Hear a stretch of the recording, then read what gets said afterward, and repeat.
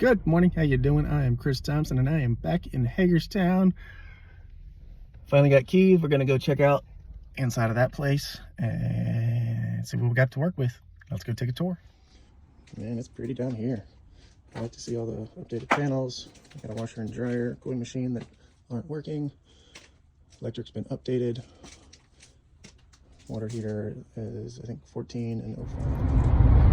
Well, that was one interesting trip to Hagerstown. The prior landlord sent me all the keys that they had.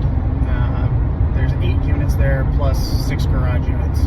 There was no keys for any garage units, and I only had keys for 4 of the 8 units. Excuse me, 5 of the 8 units. I was not able to get into 3 of them. So, this is going to be interesting. Follow along. Have a great day. Take care. Talk to you soon.